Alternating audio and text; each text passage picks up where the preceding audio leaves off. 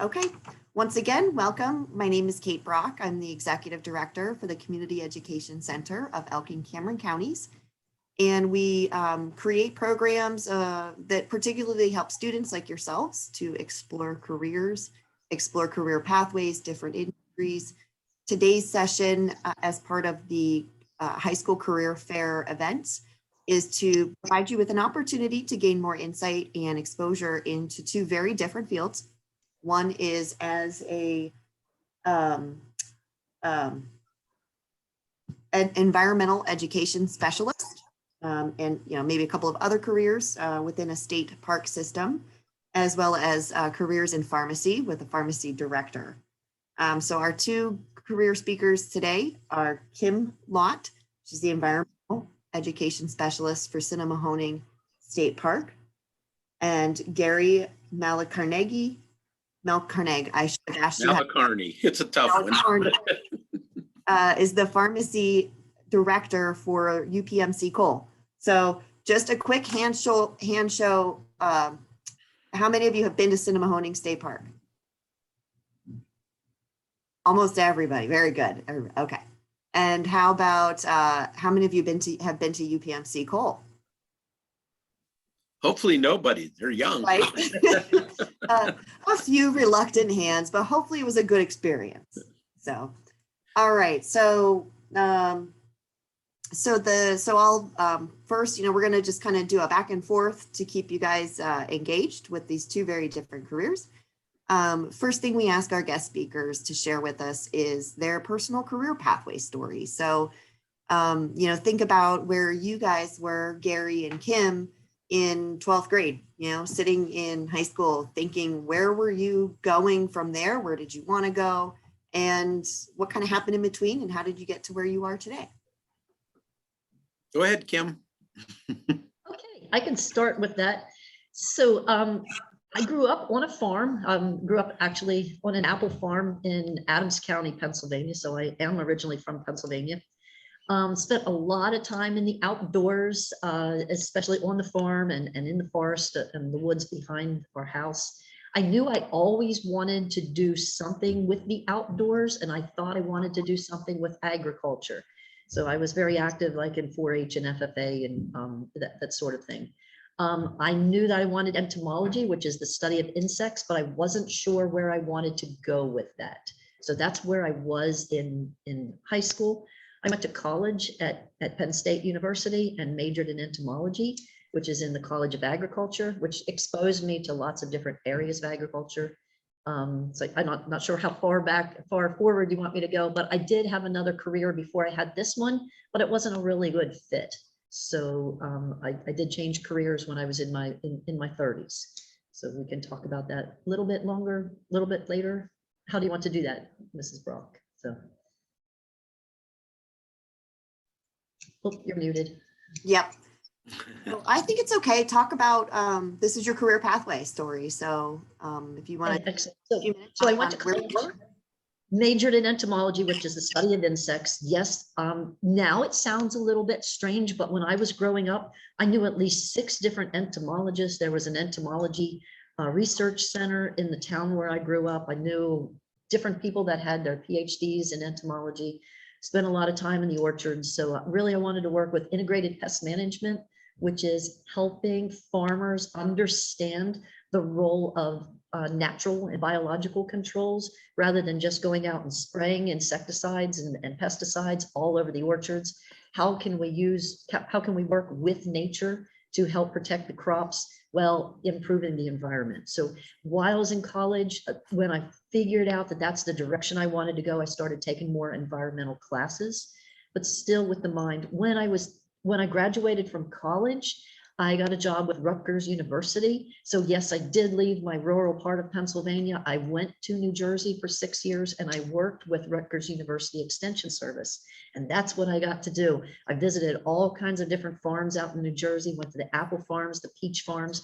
I even went to some of the best vineyards in all of the East Coast. And I got to visit them and help them use nature to help control their insects so that we could decrease the amount of pesticides that are in our food and our drinks.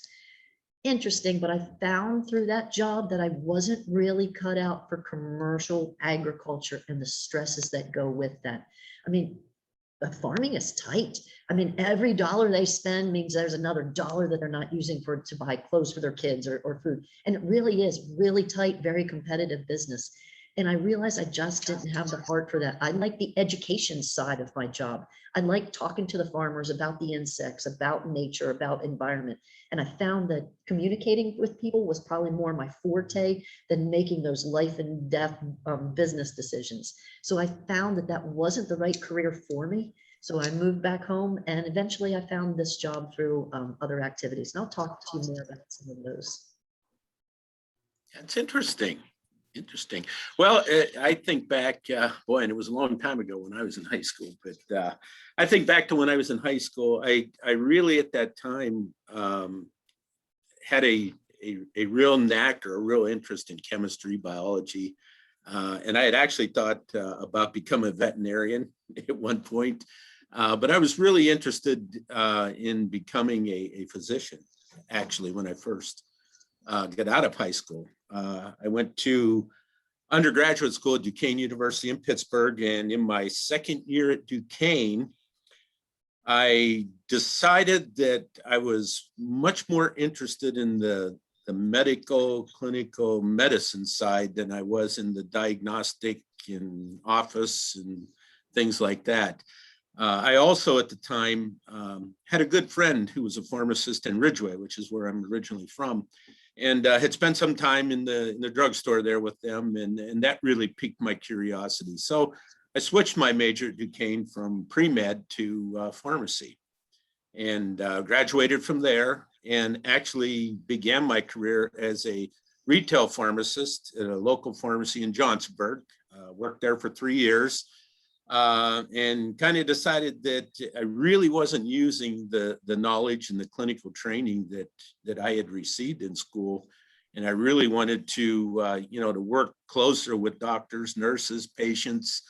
So an opportunity came up for me to become the pharmacy director at Kane Hospital. So I became the director there, worked very hard there, developed a lot of policies, procedures based on, clinical evidence, best practices.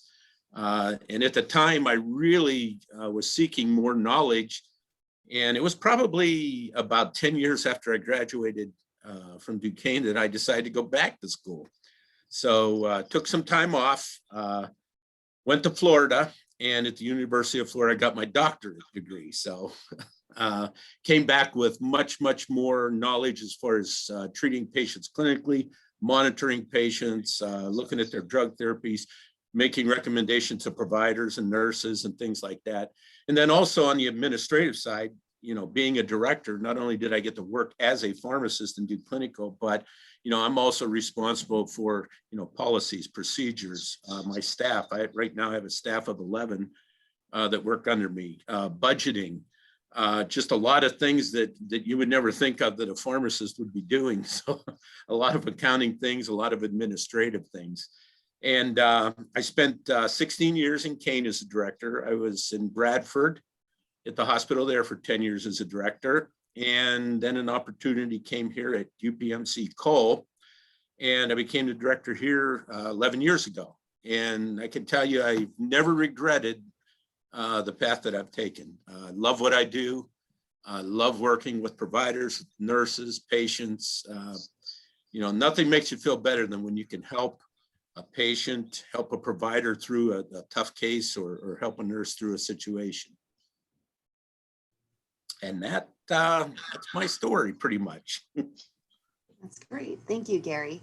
So I'll just take a moment to remind the students, if you have any questions or comments, feel free to use the chat at any time. I'll be monitoring it and be able to respond or ask our guest speakers any questions that you have. So Kim, let's switch back to you. Tell us about a typical day in the life of your job. When I saw that question on there, and my answer is there's no such thing as a typical day. Anytime I would try to tell you what my day looks like, believe it or not, the very next day it's going to be topsy-turvy and completely different than that. And that's one of the things I like best about my job. I recognize most of the faces here that are watching us today. I know most of you have been to the park. Some of you have been to the park many times. So you're familiar with where I work. I report to work here at the Wildlife Center at Cinnamohoning State Park. I do have an office. I have a nice size office with a window and a decent sized desk and, my own computer that I don't have to share, which I'm really happy about. I can't say that for all park educators. I can't say that for all park staff, but I think we're really well taken care of here. But I would say other than reporting to work at the same, well, I can't even say that. Reporting to work usually at 8 o'clock every morning.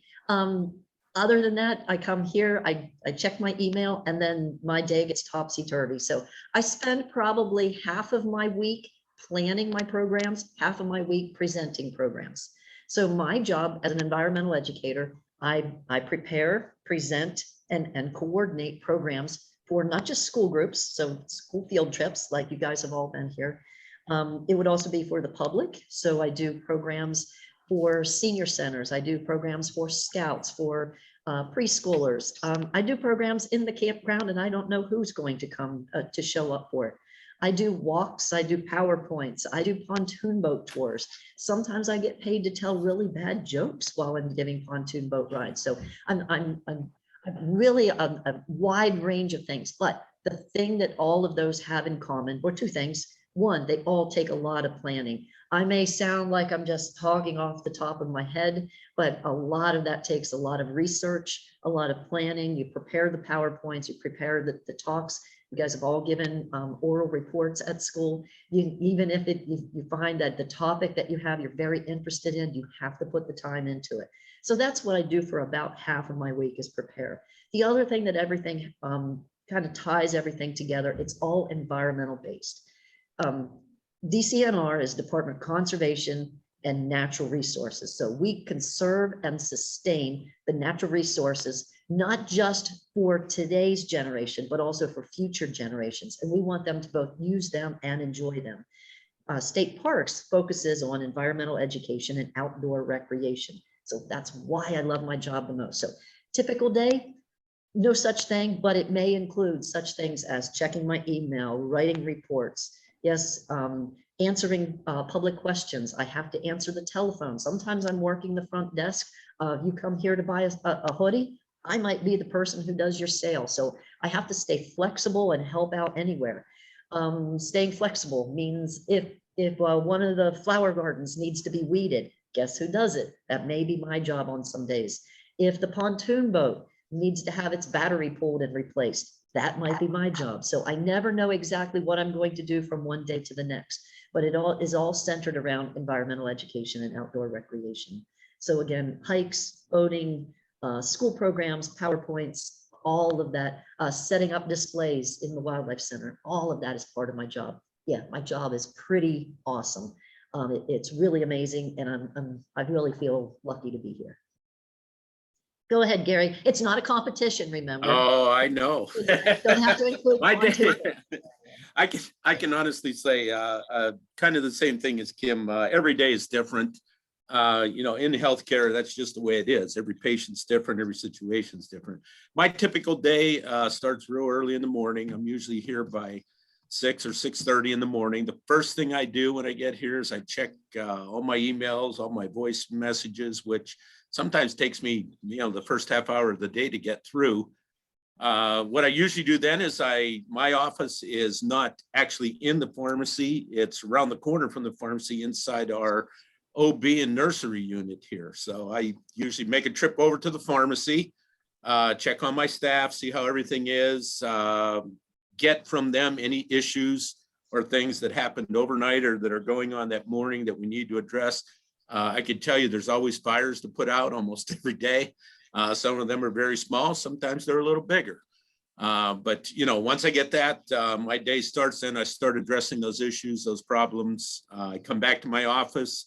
If I can take care of it on the phone, if it's just a conversation, with the patient, with the nurse, with the provider, with someone else, one of the other healthcare workers, I do that. And then I move into my meetings. Unfortunately, I attend a lot of different meetings. I'm on a lot of different committees here at the hospital.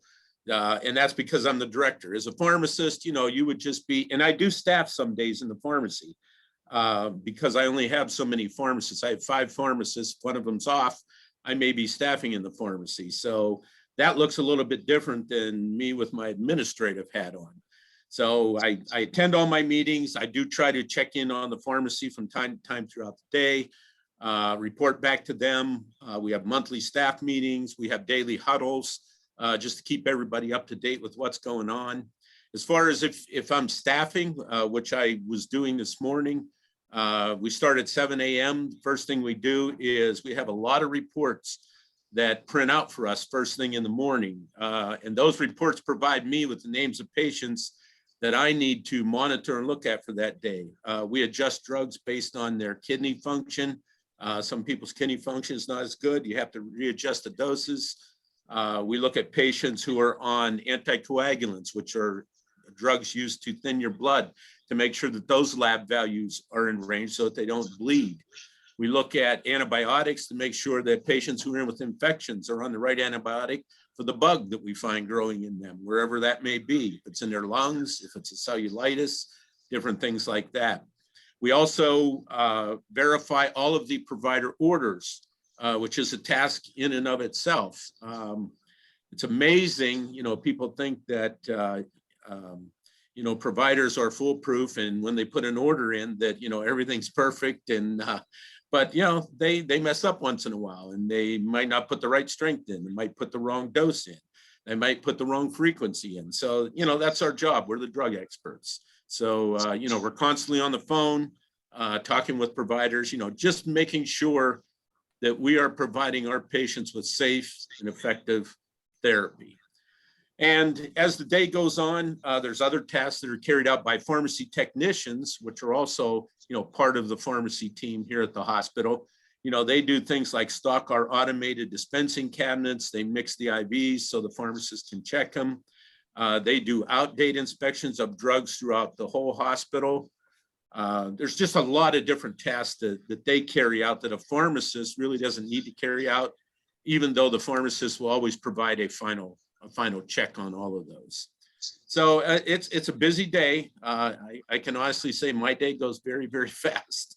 I love being busy. I would hate it if I had to sit around and, with nothing to do. And I like challenges, so issues that come up, I don't mind addressing them. I've been doing it for, 36 or 37 years, and, I still enjoy it.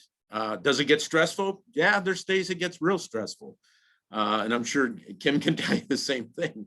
There's days when, you'd like to just go home for the day, but you got to address what's in front of you.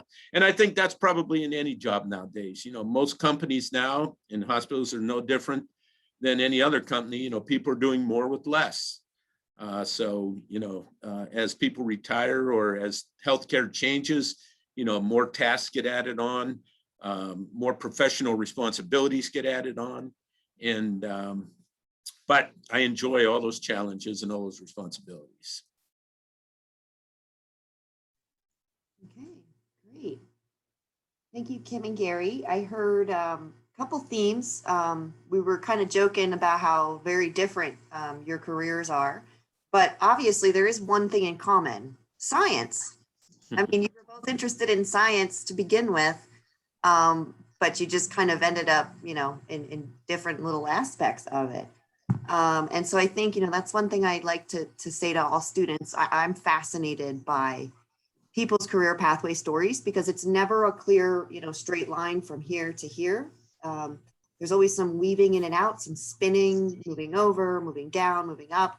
And so what's neat to see here with Kim and Gary is that they started out with one thing in mind, and then kind of fine-tuned it, as they got experiences, as they started working, as they worked in different places.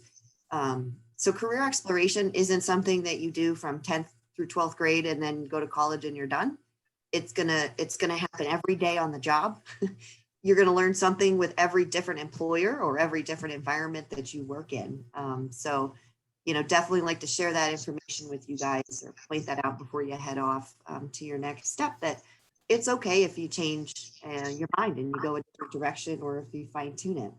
Another, If I could add to that, Kate, I strongly agree with that. It is right now, everybody's asking you, what do you want to do? What do you want to major in? What do you want to do after school?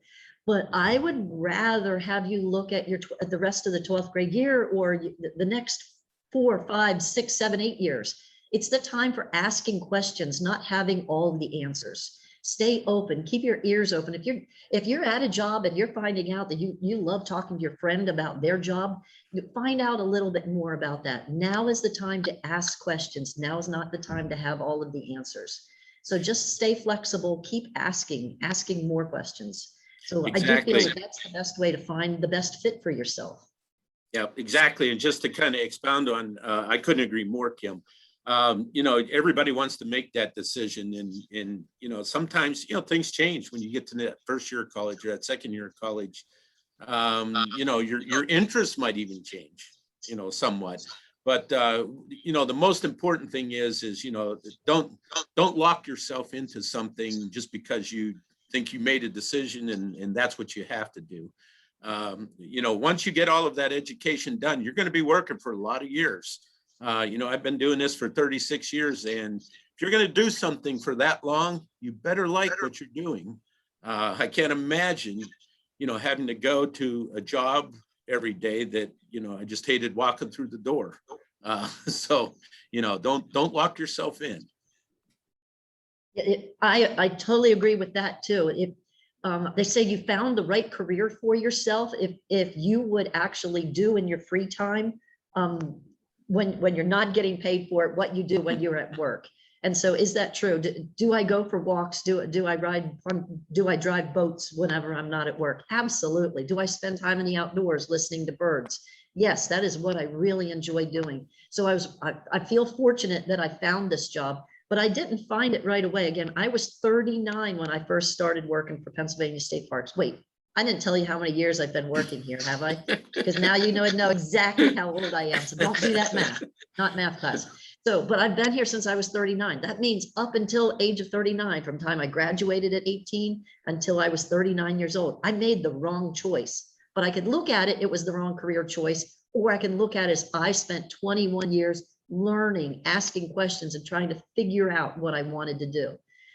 Meanwhile, I was working jobs, but I just didn't find the right job. And once I found the right job, boy, did it make a difference. It was the right fit. I was happy here. And yes, like Gary said, I love coming to work, and I never know what to expect.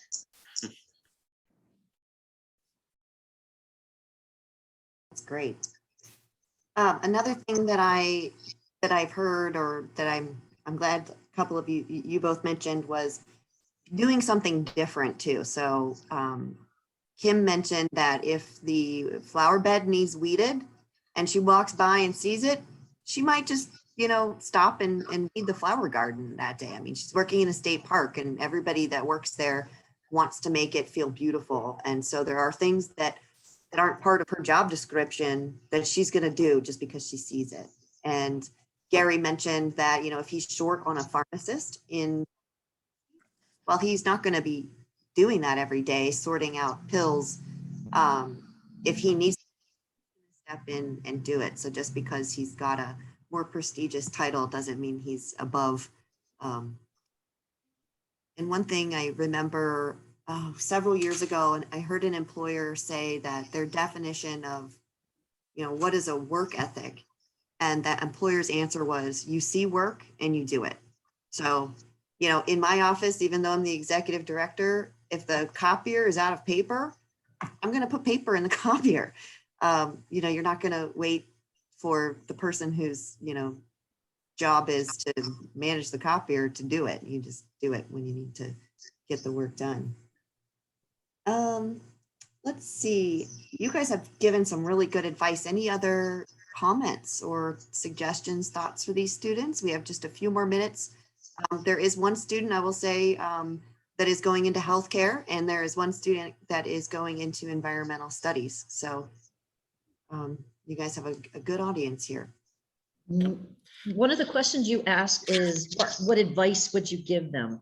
And I think for an environmental educator, and then I hear as a director, both of these jobs require leadership skills, they require public speaking skills, and they require some self-confidence. If you can picture yourself in this career, you have a better chance of succeeding in this career. So you may not have, I was very shy all the way through college. But the way to overcome some of that is get involved in the extracurricular activities. My own personal path was 4-H and FFA. It might be Scouts or some other youth organization, maybe through your church. Some of the other ideas, maybe a debate team, or if you're going to be in student care, you just show up because you get out of class that day. You show up because you want to make a difference. Let your voice be heard. Practice letting your voice be heard. So get used to just speaking in front of people, but communicating in a clear way as needed. Gary, did you want to add anything to that? The only thing I would add, I guess, as far as advice is, right now, if you're going to go into the medical field, I mean, there's always going to be positions there. There may not be as many as there were years ago, but I mean, the baby boomers are getting older now.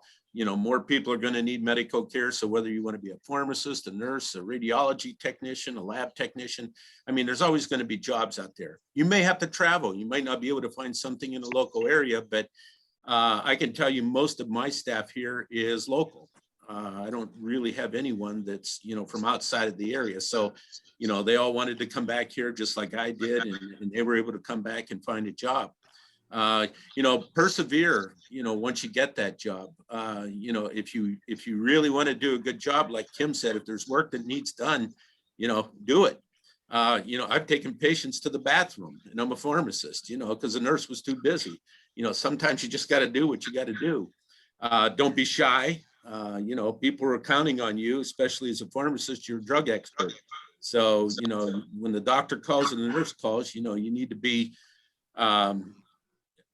forthright with them, and you need to get them the information that they need. If you don't know, you at least need to know where to go look for it. So, the worst thing you can do is kind of be screaming and back off and kind of hunker in the corner.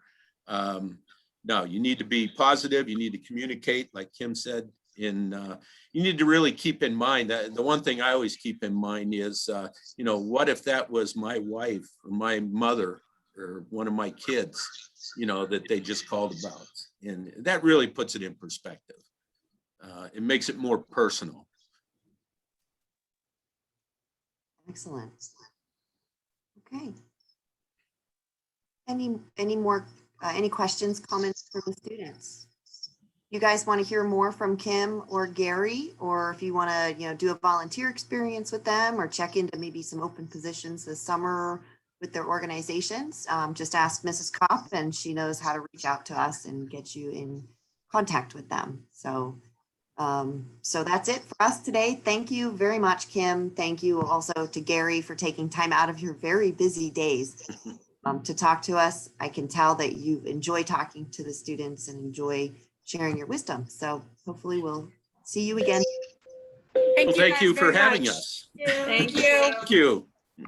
We appreciate it. Thank you. Sure.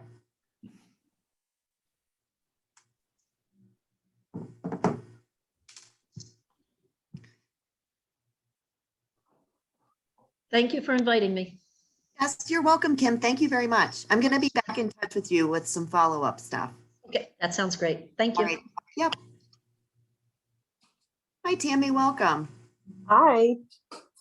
So since I'm starting I was doing 4 of these sessions all back to back. I used the same Zoom link so that it wasn't clunky for me. But I did quickly realize that people who were coming in for the next session wanted to sign on soon. And so it was getting confusing. So thank you for your patience. And I just wanted to make sure that my connection was good. I didn't want to get right to that point. Yeah. And Tammy did let you know that I have a call right at 3. We had a call with the attorney, so I have to drop at 3 o'clock. Sure. No problem. All Sorry. right. That's okay. I'm going to actually pass you on to Amy. Okay. Amy, can you see that Beth entered, or do I have to make you the host? My participants are Kate, Amy, and me. I think I think you have to make me the host for me to see that. There we go. There we go. You're the host. Okay, yeah, I can see her now. All right, I'm going to sign Okay. off. All right. Nice to meet you, Tammy. All right, thanks so much. Okay. Bye. Thanks, Kate. All right. Nice to meet you, Tammy. Thanks for joining us today. Gotcha. All right. Okay, I'm gonna start letting them in. Okay.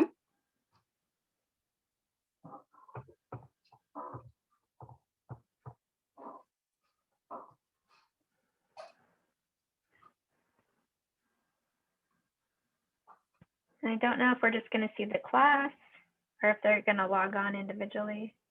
Okay. Small class, 9 students. That's what I like to see.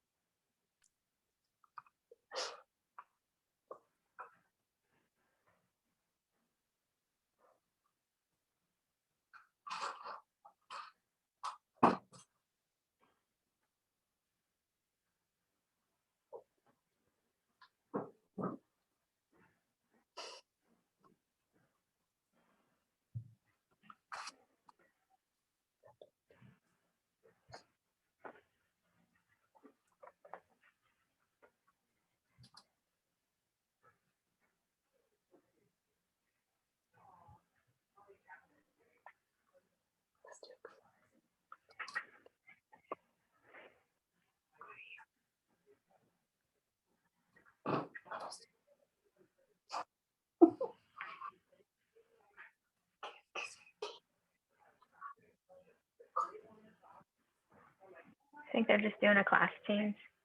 Okay.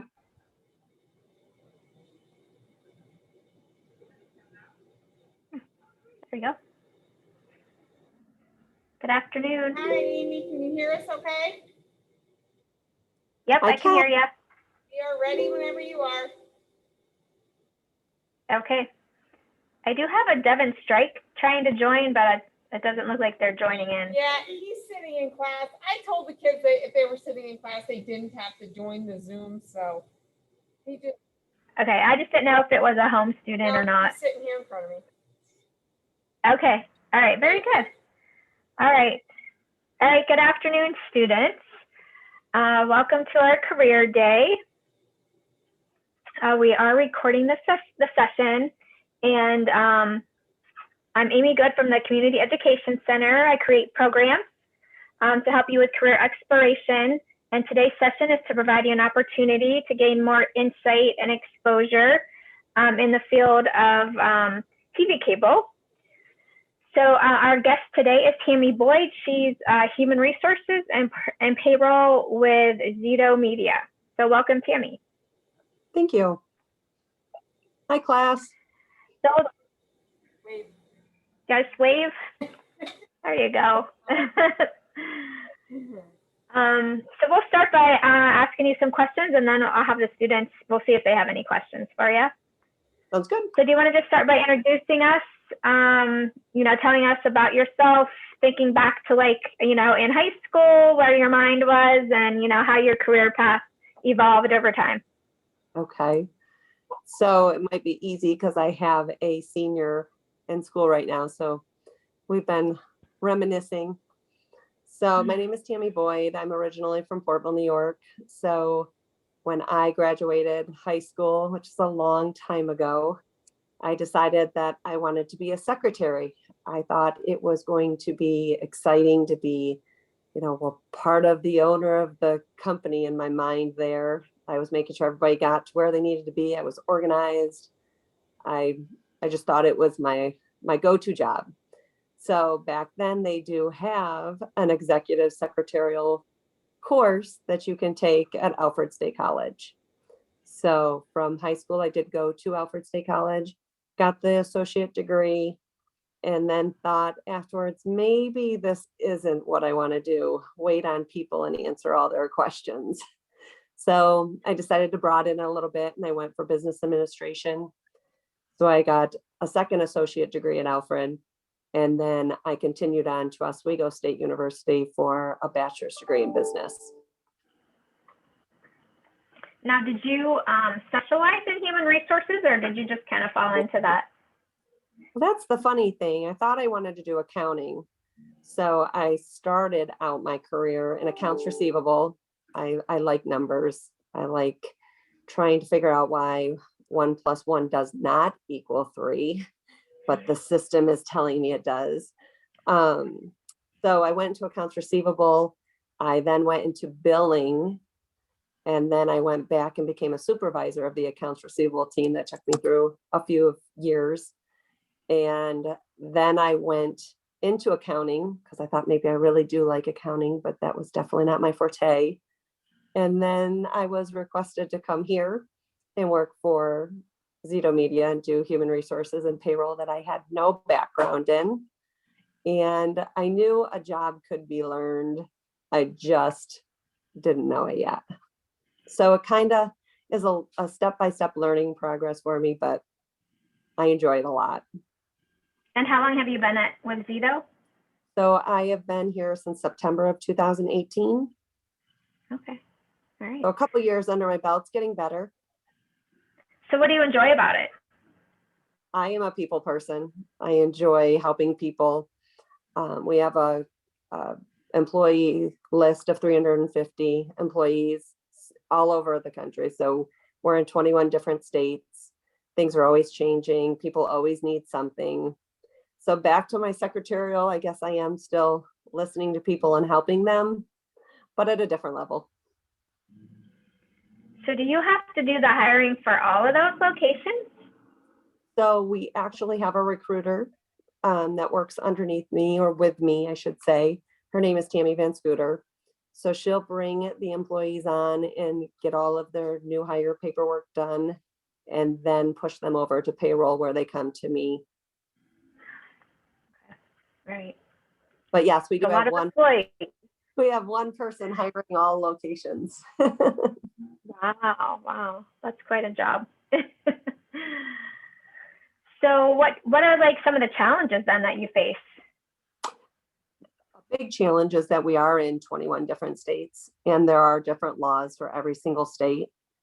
So to try to do payroll out of a single system and actually follow all the rules, you're kind of finding one state that has the most rules and build your system around it. So California is our privileged state. Yeah. So we use their laws and we build the system. So you must have to like get additional training then to stay up to date on all that? Yes, I do. I work hand in hand with an attorney that helps me follow all the changes, because each year there are changes. Minimum wage, I'm sure the kids have heard of that.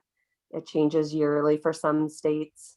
I do have additional resources I can do through the payroll system, do online classes, kind of self-train on some items.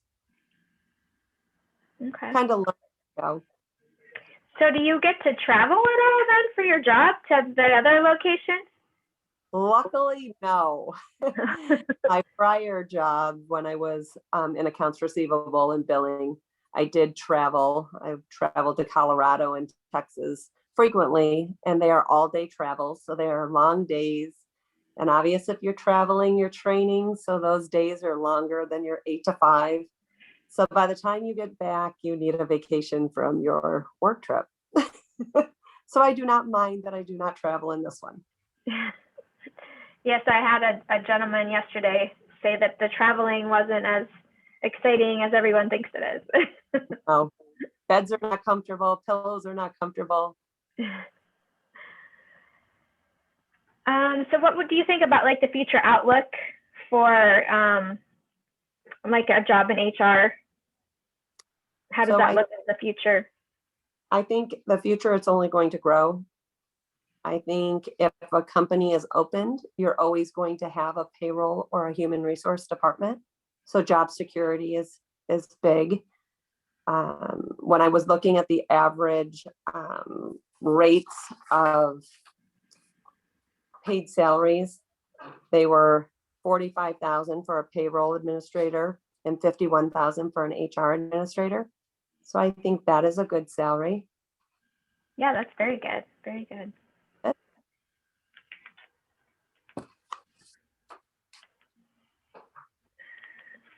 Well, let's see if the kids have any questions for you about your job. Okay. Students, you got any questions? Any questions yet?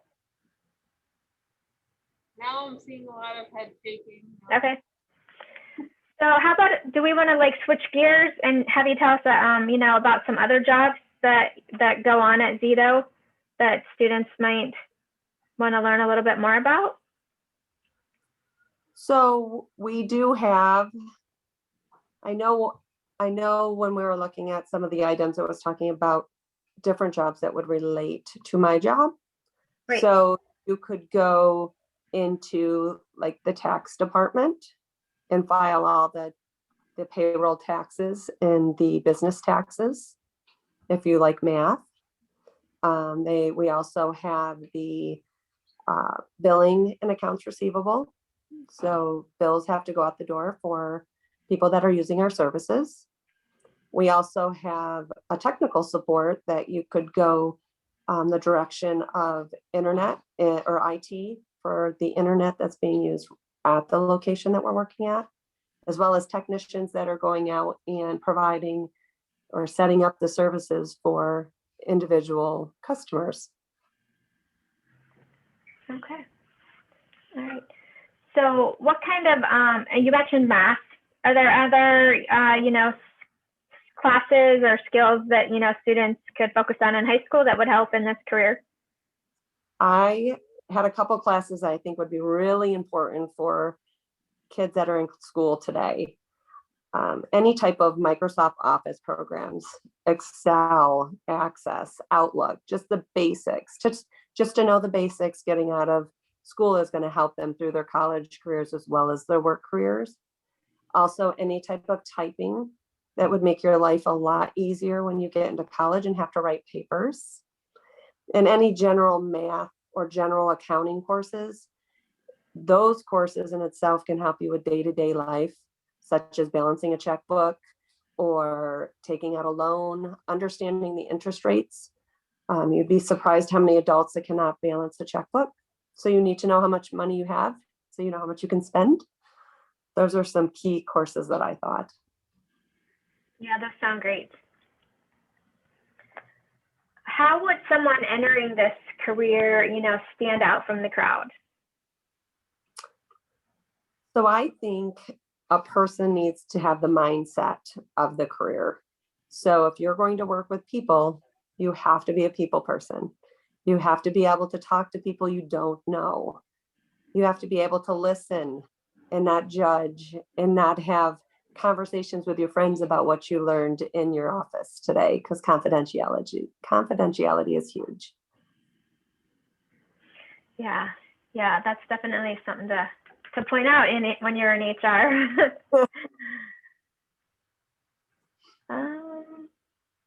So if you could, you know, go back to high school and thinking about all the experience you've accumulated, what advice would you want, you know, to give yourself, or would you have wanted to have back then? So I took this into two different levels.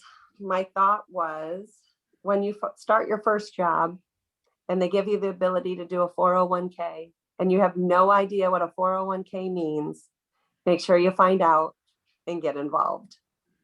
That's going to be big for your life when you get to your older age, and a lot of people wait. So that was the first one. The second one is knowing that if you make a mistake, anything can be fixed. It might cost some money for a penalty, but as long as you have the mindset that if you make an error, it's going to be fixed, instead of getting all worked up and excited. Just let yourself relax and say, how do I fix it? Many times have I gone home stressed out and then just said, it's fine. Figure it out, and it is fine. Yep. How true that is. So is there anything we haven't talked about that you wanted to mention? I think one of the thoughts was, what is a typical day for me? Yes. So when I come in the office, it's a busy day. There's no day that you don't have something to do. So if you like a job where you are doing something every minute of the day, trying to get the next item checked off your list, this might be the job for you. So I come in, I check my emails, I check my voicemails, I help employees throughout the day. And there are several things that a payroll human resource department does. They obviously pay the employees their salaries, but they do like workers' compensation paperwork if an employee is injured, unemployment claims if someone couldn't work for us and they need to still keep money in their pocket. There's employee benefits. I help set up everybody's medical, dental, vision benefits. So the day is super busy. Wow, that's got to be a lot of work for the medical, dental benefits for that many employees. It is for sure.